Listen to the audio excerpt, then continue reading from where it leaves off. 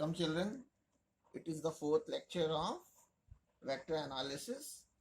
In last lecture we have studied about scalar product. ठीक है, तो मैं स्केलर प्रोडक्ट को कंटिन्यू कर रहा हूँ. लास्ट चैन पे मैंने स्केलर प्रोडक्ट के आपको डिफाइन किया था और उसके एग्जांपल्स बताए थे. इस फॉर्मूले से डिफाइन किया था, vector A dot vector B. A dot B का जो फॉर्मूला है वो mod of vector A mod of vector B cos theta, और इसी से डिफाइन किया था scalar product of two vector is equal to the product of their magnitude and cosine of the angle between them. अब scalar product की कुछ खास properties होती हैं. स्केलर प्रोडक्ट मींस दो वेक्टर क्वांटिटीज का प्रोडक्ट निकालेंगे और वो प्रोडक्ट स्केलर होगा. प्रोडक्ट स्केलर आना चाहिए. ठीक है, स्केलर मींस सिंपली नंबर. जैसे 2 into 3 और 3 into 2. जैसे 2 into 3 करेंगे तो भी 6 होगा और 3 into 2 करेंगे तो भी 6. यानी स्केलर प्रोडक्ट में कम्यूटेटिव लॉ होल्ड करता है. ए डॉट बी की वैल्यू बी डॉट ए के इक्वल होती है. ये फर्स्ट प्रॉपर्टी है. ऑर्डर चेंज करने से स्केलर प्रोडक्ट पे कोई फर्क नहीं पड़ता, यानी कम्यूटेटिव लॉ होल्ड करता है. और स्केलर प्रोडक्ट में डिस्ट्रीब्यूटिव लॉ भी होल्ड करता है. यानी अगर ए का डॉट प्रोडक्ट ले लें बी प्लस सी के साथ, तो ये दोनों में डिस्ट्रीब्यूट होगा. A dot B plus A dot C. तो मैंने यहाँ लिख दिया है A dot B plus A dot C. ठीक है. अब अगर जैसे ये दो वेक्टर्स हैं, वेक्टर ए और वेक्टर बी, जो इनके बीच का एंगल अगर 90 डिग्री हो जाए, यानी वेक्टर ए और वेक्टर बी परपेंडिकुलर अगर है, परपेंडिकुलर है, इसका मतलब है थीटा की वैल्यू 90 डिग्री है. If vector A is perpendicular to vector B, then theta is equal to 90 degree. और cos 90 की वैल्यू 0 होती है, तो ये राइट हैंड साइड पूरा 0 हो जाएगा. यानी A dot B, vector A dot vector B की वैल्यू 0. ठीक है, तो ये याद रखना है. जब कभी भी दो वेक्टर्स का डॉट प्रोडक्ट 0 आता है, इसका मतलब है कि दोनों वेक्टर्स म्यूचुअली परपेंडिकुलर हैं. अब जैसे ये 3 कोऑर्डिनेट एक्सिस मैंने बना दी, एक्स वाई और जेड एक्सिस. इन तीनों एक्सिस के डायरेक्शन में जो हम लोग यूनिट वेक्टर लेते हैं वो आई जे और के कैप लेते हैं. ठीक है ना. तो स्केलर प्रोडक्ट में I dot J, J dot के और के डॉट आई, आई और जे का डॉट 0 होगा. क्यों? क्योंकि इनके बीच का एंगल 90 है. सिमिलरली वाई एक्सिस और जेड एक्सिस के बीच का भी एंगल 90 है. इसका मतलब है वेक्टर जे और वेक्टर के का भी डॉट प्रोडक्ट 0 होगा. ठीक है. तो दो अलग अलग टाइप के जो यूनिट वेक्टर्स हैं उनका डॉट प्रोडक्ट 0 होता है. लेकिन अगर यही वेक्टर, कोई भी दो वेक्टर्स अगर पैरेलल है, जैसे एक वेक्टर ए बना दिया ये और दूसरा वेक्टर भी इसी के पैरेलल है, तो दो वेक्टर्स अगर पैरेलल होंगे तो थीटा की वैल्यू 0 डिग्री हो जाएगी. ठीक है. और कॉस 0 की वैल्यू होती है 1. तो यहाँ पे vector A dot vector B की value mod of vector A mod of vector B cos 0. तो कॉस 0 1 हो गया, तो ए डॉट बी की वैल्यू ए बी हो जाएगी. ठीक है. और अगर मैं यहाँ बी की वैल्यू ए रख दूं, put B is equal to A, अगर वेक्टर बी को वेक्टर ए के इक्वल रख दें तो यहाँ a इंटू ए यानी a स्क्वायर हो जाएगा. तो ये याद रखेंगे कि सेम वेक्टर का, सेम इस यूनिट वेक्टर का डॉट प्रोडक्ट, जैसे i डॉट आई निकालें या j डॉट जे निकालें या k डॉट के निकालें, तो इनकी वैल्यू 1 होती है. सेम यूनिट वेक्टर का डॉट प्रोडक्ट, स्केलर प्रोडक्ट 1 होगा. ठीक है. अच्छा, अब ये जो प्रॉपर्टीज हम लोग ने देखी हैं, इससे बेस में कुछ क्वेश्चंस कर रहा हूं, उसको जरा देखिएगा.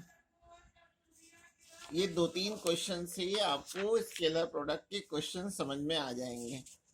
अब जैसे पहला क्वेश्चन है कि आपको वेक्टर ए गिवन है, वेक्टर ए की वैल्यू गिवन है 2i plus 3j plus 4k, और वेक्टर बी गिवन है i minus 3j minus 5k, i minus 3j minus 5k.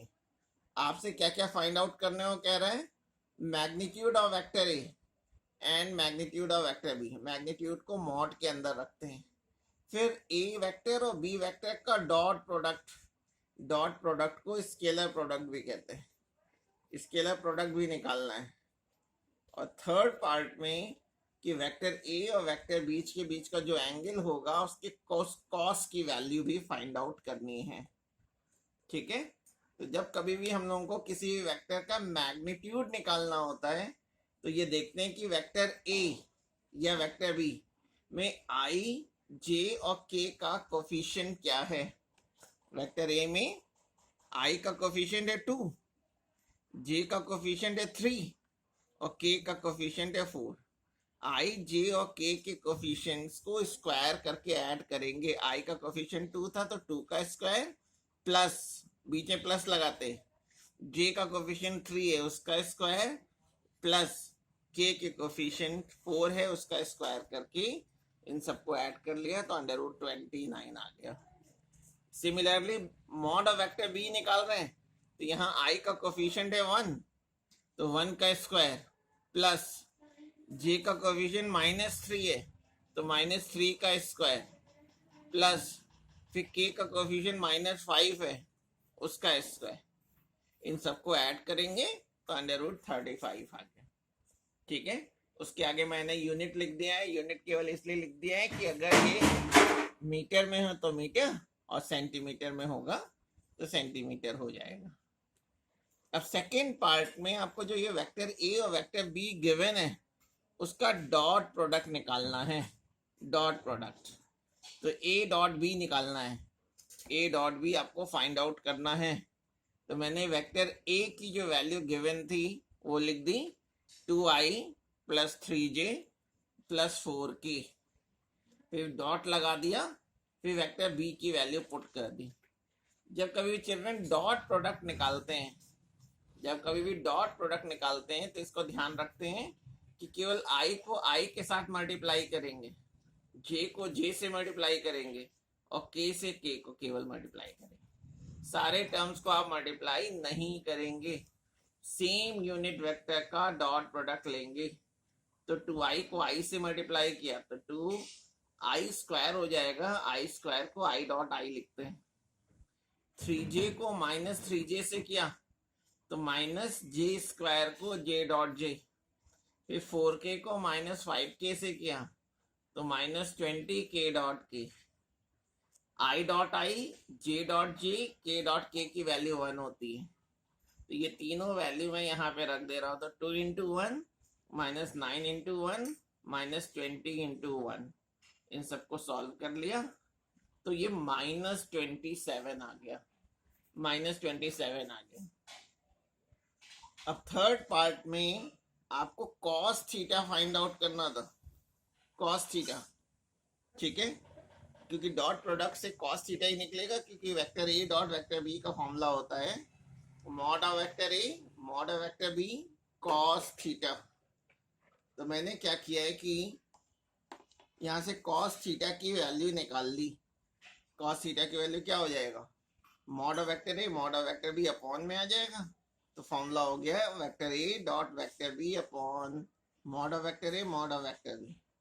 A dot B की वैल्यू -27 निकाल चुके तो ए डॉट बी की वैल्यू रख दी -27। फिर mod of vector A mod of vector B आप कैलकुलेट कर चुके हैं √29 और √35। मल्टीप्लाई में अगर अलग अलग रूट हो तो आप इसको एक कॉमन रूट में रख सकते हैं। अब 29 और 35 को मल्टीप्लाई कर लेंगे और यही पूरा आंसर हो जाएगा। ठीक है, स्केलर प्रोडक्ट डॉट प्रोडक्ट निकालना आपको आना चाहिए। ध्यान बस ये रखना है कि डॉट प्रोडक्ट निकालते वक्त i को i से, j को j से और k को k से मल्टीप्लाई करते हैं। एक नेक्स्ट क्वेश्चन समझिएगा, ये क्वेश्चन मोस्ट इंपॉर्टेंट है, एग्जाम में बहुत आता है। आपको एक वेक्टर a गिवन है जिसकी वैल्यू है i + cj + 5k और वेक्टर b गिवन है 2i + j - k और क्वेश्चन में क्या रखा है कि vector a and b are perpendicular, then find the value of c। ये अननोन वैल्यू है सी, जे का कोफिशिएंट सी जो है वो अननोन है, इसी को फाइंड आउट करना है। और ये हम लोग जानते हैं कि जब भी दो वेक्टर्स परपेंडिकुलर होते हैं, तो मैंने प्रॉपर्टीज में लिखाया था कि अगर दो वेक्टर्स परपेंडिकुलर हैं, दो वेक्टर्स अगर परपेंडिकुलर हैं,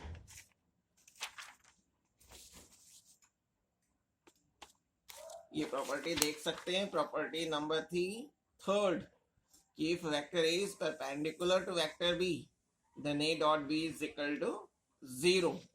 तो इसी प्रॉपर्टी को मैं यहाँ लगा रहा हूँ। तो यहाँ पे A डॉट B की वैल्यू 0 होगी, मैंने A की वैल्यू रख दी, A की वैल्यू गिवन थी I plus C J plus 5K, फिर डॉट है तो डॉट लगा दिया, वेक्टर B को कॉपी कर लिया 2I प्लस जे माइनस के। और अभी आपको बताया है कि जब भी आप डॉट प्रोडक्ट निकालोगे तो केवल I का I से मल्टीप्लाई, I का 2I से किया तो 2I डॉट I, सी जे का प्लस जे से किया तो plus C J dot J, और 5K का माइनस के से करेंगे तो माइनस 5K डॉट के। I dot I, J dot J, के डॉट के 1 होता है, तो 2 इंटू 1 प्लस सी इंटू 1 माइनस 5 इंटू 1, तो ये 2 प्लस सी माइनस 5 हो गया इज इक्वल टू 0, और c minus 3 is equal to 0, और c की वैल्यू 3 आ गई। ठीक है, ये आपका मोस्ट इंपॉर्टेंट क्वेश्चन था। अब एक और क्वेश्चन है, एग्जाम में बहुत आता है ये भी क्वेश्चन, इसको जरा ध्यान दीजिएगा। हमने आपको एग्जाम्पल स्केलर प्रोडक्ट के एग्जाम्पल में फर्स्ट एग्जाम्पल बताया था work is equal to force into displacement का, थर्ड लेक्चर में लास्ट में बिल्कुल बताया था, जहां डिफाइन किया था, 3 एग्जाम्पल्स बताए थे। तो work W is equal to F dot S लिखाया था, या एफ एस कॉस थीटा। ठीक है, उससे रिलेटेड ये क्वेश्चन है। क्वेश्चन में ये कह रहा है कि कोई बॉडी है जिसपे 10I माइनस 3J प्लस 6 की न्यूटन का फोर्स अप्लाई हो रहा है, और उस फोर्स से body 6I plus 5J minus 3 के पोजिशन से 10I माइनस 2J प्लस 7 के पोजिशन तक डिस्प्लेस हो जा रही है। तो आपसे कह रहा है कि पहले वाले पॉइंट से दूसरे पॉइंट तक डिस्प्लेस होने में कितना वर्क करना पड़ेगा। कह रहे हैं under a force of 10I minus 3J plus 6K Newton a body is displaced from the position 6I plus 5J minus 3K meter to 10I minus 2J plus 7K meter. Calculate the work done.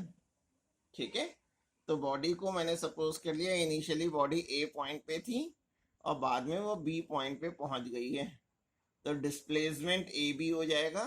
Displacement को मैंने S symbol से लिख रखा है, vector S, और displacement निकालना है तो हमेशा बाद वाले वेक्टर में से पहले वाले वेक्टर को माइनस कर लेते हैं।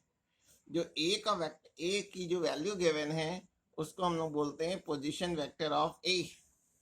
अब पोजीशन वेक्टर को जब मैंने डिफाइन कराया था सेकेंड लेक्चर में, तो आपको बताया था कि पोजीशन वेक्टर होता क्या है, कि जो वेक्टर ओरिजिन से स्टार्ट होकर होता है और किसी पॉइंट पे खत्म होता है तो उसको पोजीशन वेक्टर कहते हैं। तो पहले वाले वेक्टर को आप वेक्टर ओ ए ले लेंगे और सेकंड वाले वेक्टर को ओ बी ले लेंगे। ये ए और बी है, ओ इसमें दिखाया नहीं जाता है, लेकिन अगर आपको दिखाना हो तो आप ओ कहीं पे भी बाहर ले सकते हैं, और ये वेक्टर ओ ए हो जाएगा और ये वेक्टर ओ बी हो जाएगा। ओ में आप बाहर कहीं पॉइंट ले सकते हैं। ठीक है, तो ओ बी माइनस ओ ए करेंगे तो मुझे डिस्प्लेसमेंट ए बी पता चलेगा। तो ओ बी की वैल्यू ये मालूम है 10I minus 2J plus 7K, फिर माइनस ओ ए की वैल्यू, तो मैंने डायरेक्ट इसमें से सब्ट्रैक्ट कर दिया है। जैसे 10I में से 6I माइनस होगा तो 4I आ जाएगा, माइनस 2J में से 5J माइनस करेंगे तो माइनस 7J, और 7K में इतना माइनस किया जाएगा तो ये प्लस 10K आ गया। ये डिस्प्लेसमेंट हो गया, यानी वेक्टर एस की वैल्यू हो गई। अब वर्क निकालना है तो वर्क का फॉर्मूला होता है F dot S, force vector F यानी vector of force dot displacement S. ठीक है, अब मैं तो एफ की वैल्यू रख दी, गिवन थी, और एस मैंने फाइंड आउट कर लिया है। अब दोनों का डॉट प्रोडक्ट ले लेंगे। डॉट प्रोडक्ट में i को i से, 10i को 4i से किया तो ये हो गया 40 i dot i, minus 3j को माइनस 7j से किया तो 7 3 21 j डॉट j, फिर 6k को 10k से करेंगे तो ये हो जाएगा 60k dot k। i dot i, j dot j और k डॉट k की वैल्यू 1 होती है। ठीक है, तो वो हट गया, तो ये वैल्यू आ गई 40 प्लस 21 प्लस 60, इन सबको ऐड करेंगे तो ये 121 जूल हो जाएगा। ये आंसर हो जाएगा। इसमें इंपॉर्टेंट चीज जो थी, ये पोजीशन वेक्टर ऑफ ए और पोजीशन वेक्टर ऑफ बी निकालना था। जब कभी भी आपको दो पॉइंट्स गिवन हो और आई जे के फॉर्म में हो, तो एक को हम लोग पॉइंट ए ले लेते हैं, दूसरे को पॉइंट बी, और डिस्प्लेसमेंट निकालने के लिए बी में से ए को माइनस कर देते हैं। ठीक है, यहाँ पे ये स्केलर प्रोडक्ट का पोर्शन खत्म हो जाता है। और अब आपको इसी से रिलेटेड न्यूमेरिकल्स की प्रैक्टिस करनी है। कोई भी बुक मिल जाए उसमें आप मैग्नीट्यूड निकालना सीखिए, उसमें आप स्केलर प्रोडक्ट निकालना सीखिए, वर्क निकालना सीखिए। ये सारी चीजें जितने ज्यादा से ज्यादा शॉर्ट एग्जांपल्स आप लगा सकते हैं वही आपका होमवर्क है। और नोट्स जो है अलग से नहीं मैं भेज रहा हूँ, जो ये लिखाया है, जो मैंने एक्सप्लेन किया है, जो इस वीडियो में है वही नोट्स हैं। आप वीडियो को पॉज कर करके उसको नोट्स बनाएंगे। That's all in scalar product. अब नेक्स्ट वीक जो होगा आपका लेक्चर, उसमें दूसरे कोई सर, फिजिक्स के सर, वेक्टर प्रोडक्ट यानी क्रॉस प्रोडक्ट से कंटिन्यू करेंगे। That's all.